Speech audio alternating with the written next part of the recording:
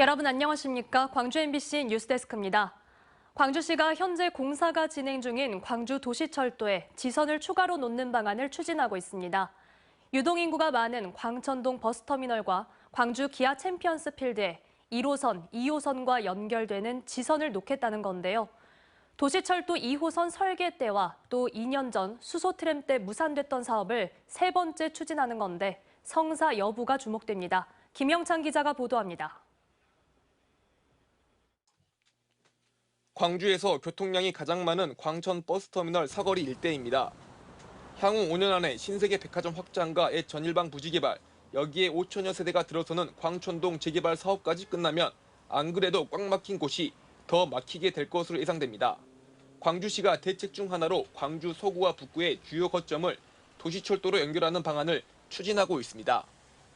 상무역에서 버스터미널, 임동 옛 전방 일신방지, 기아 챔피언스 필드, 광주역 7km 구간에 도시철도 노선을 추가로 잇는 계획입니다. 광주 도시철도 지선을 추가로 놓는 것은 이전에도 두 차례 시도된 바 있습니다.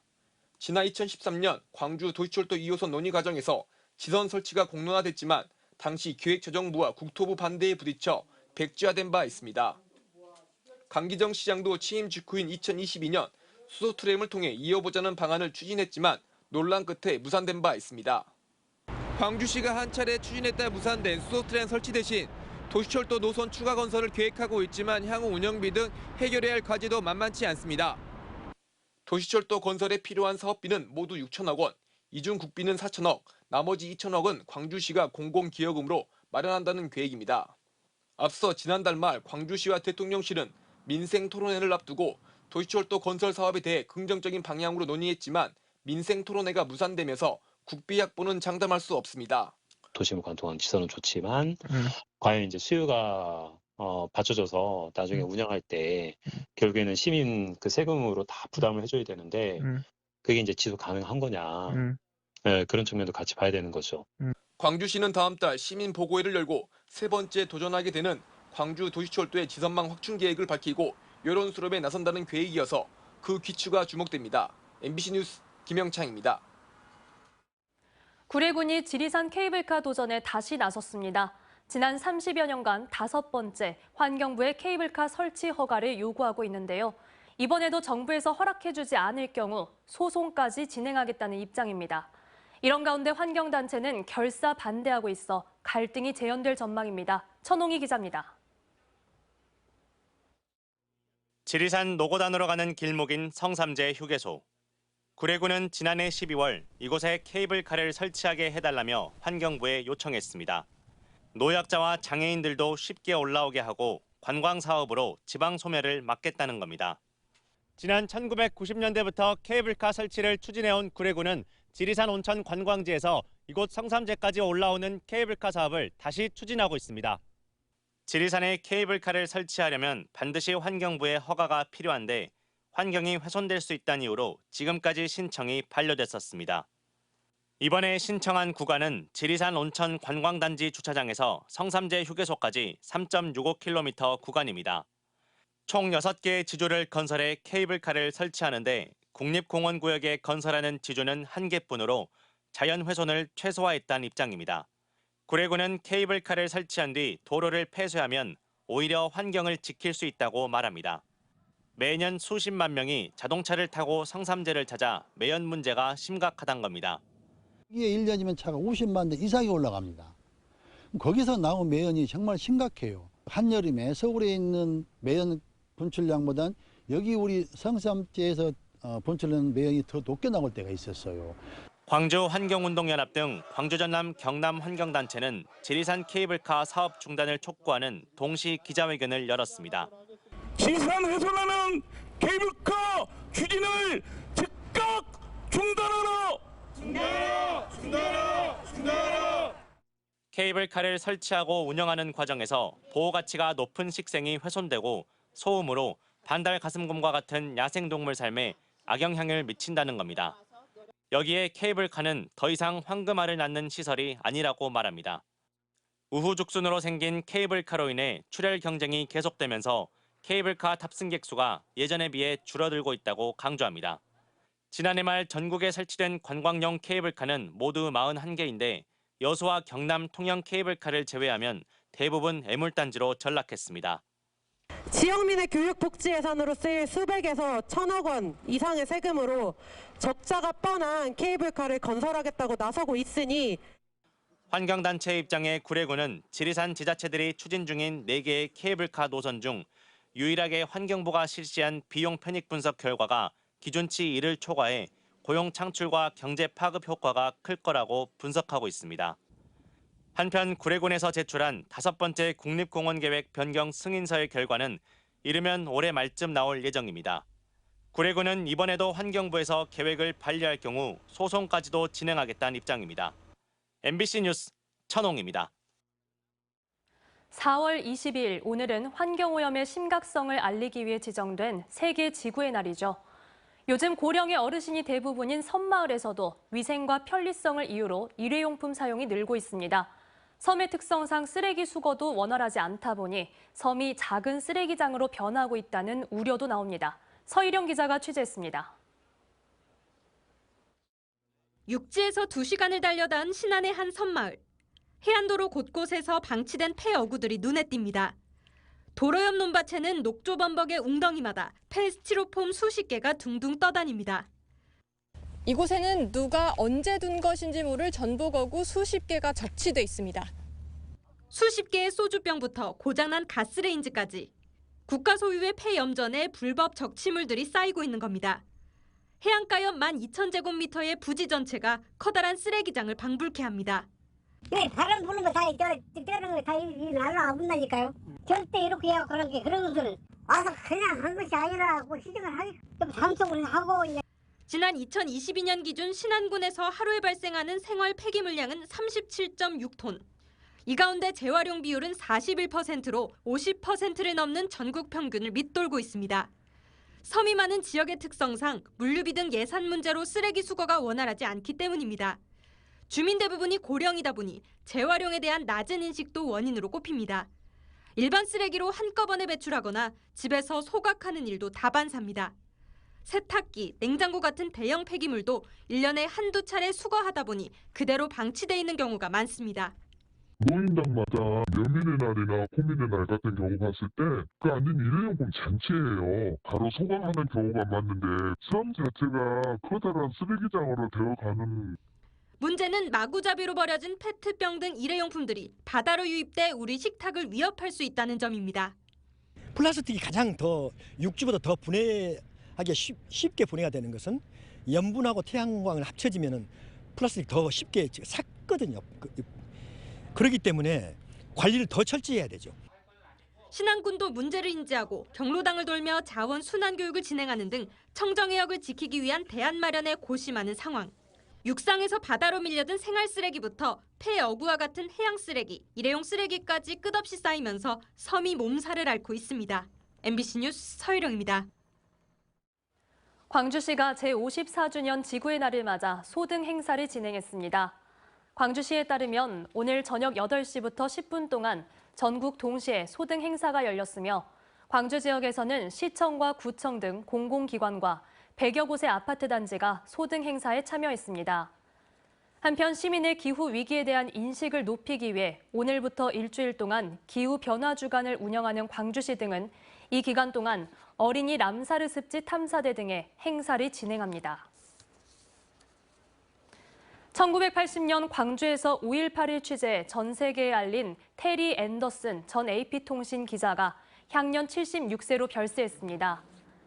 AP통신은 앤더슨 전 특파원이 현지 시간 21일 미국 뉴욕주 그린우드 레이크에 있는 자택에서 별세했다고 보도했습니다.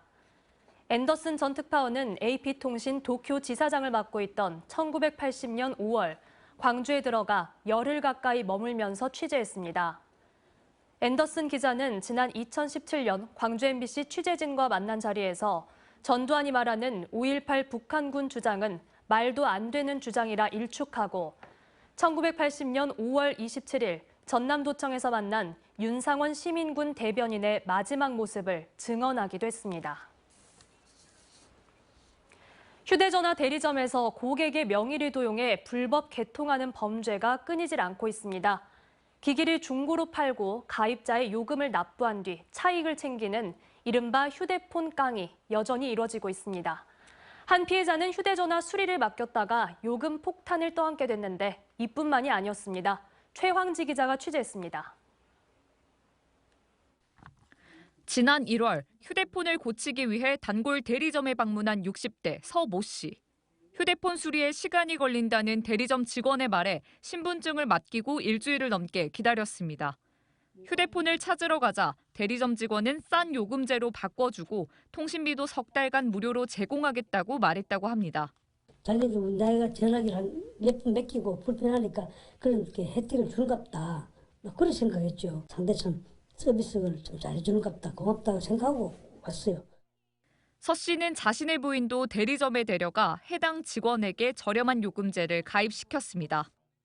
그런데 서 씨 부부는 한 달 뒤 10만 원이 찍힌 요금 명세서를 받았습니다. 월 2만 원의 노인 요금제가 5배가 넘는 최신 요금제로 변경된 겁니다. 깜짝 놀란 서 씨가 통신사에 문의해봤더니 자신의 명의로 기기 3대와 자신의 부인의 명의로 1대 등 총 4대의 기기가 새로 개통돼 있었습니다. 핸드폰이 제가 명의로 해가지고 있는 상태에서 대포폰이라고 하는지 모르지만 저걸로 막 범죄가 이루어질 수도 있고 막 불안한 거예요, 사실. 서 씨는 곧바로 대리점에 항의했고 확인 결과 해당 대리점 직원이 서 씨와 서 씨 부인의 명의로 불법으로 4대의 휴대폰을 불법 개통한 것도 모자라 이 휴대폰을 중고시장에 판 것까지 드러났습니다. 이 직원은 이어 기기 판매금의 일부로 서 씨 부부의 휴대폰 요금을 대신 납부했습니다. 서 씨 부부가 휴대폰이 불법 개통된 사실을 모르게 하면서 판매 금액으로 부당 이득을 취하기 위한 이른바 휴대폰 깡입니다. 이처럼 일부 통신사 대리점 직원을 중심으로 고객의 명의를 도용해 부당 이득을 취하는 사례가 전국적으로 잇따르고 있습니다. 이번에도 가입자의 명의를 도용해 부당 이득을 취한 정황이 의심되지만 해당 직원은 실적을 위한 일이었다고 해명합니다. 수거가 이제 비슷하니까 금액대가 그래서 근데 이제 실적적인 부분 맞는데 실적 압박은 아니었어요. 경찰은 서 씨가 해당 대리점 직원을 상대로 고소해옴에 따라 해당 직원을 조만간 검찰에 송치할 계획입니다. MBC 뉴스 최황지입니다. 기아 타이거즈가 지난주 상위권 팀과의 맞대결에서 반타작 승리로 선두 질주를 계속하고 있습니다. 외인 용병 투수들이 다른 팀 투수들을 압도하고 있는 데다 조만간 나성범 선수의 복귀도 예상돼 팀 상승세에 가속 페달을 밟을 수 있을 걸로 기대됩니다. 한신구 기자의 보도입니다. 연장 10회 박찬호의 번트가 극적인 끝내기로 이어지고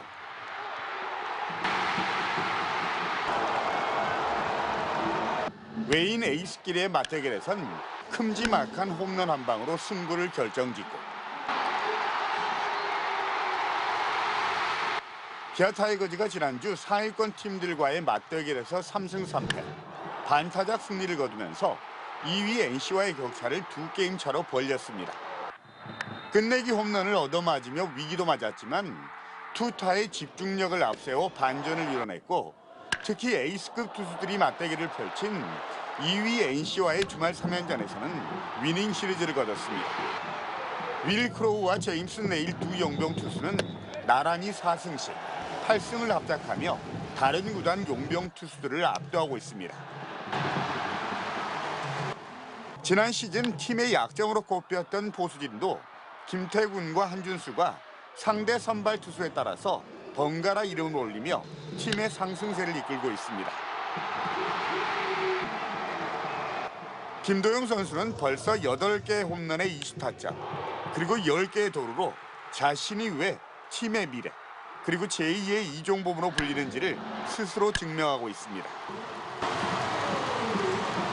팀의 상승세 속에 홈구장을 찾는 관객 수도 크게 늘고 있습니다.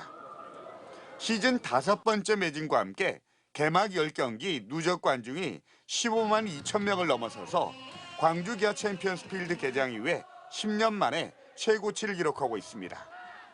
이런 추세대로라면 지난 2017년 우승 당시 기록했던 100만 명 관중을 무난히 돌파할 수 있을 것으로 보입니다. 개막 직전 부상으로 이탈했던 나성범 선수가 타격 연습을 시작하는 등 팀 다선의 완전체 복귀에도 시동을 걸었습니다. 기아 타이거즈는 이번 주 키움과 LG를 상대로 선두 굳히기에 더욱 박차를 가할 예정입니다. MBC 뉴스 한신구입니다.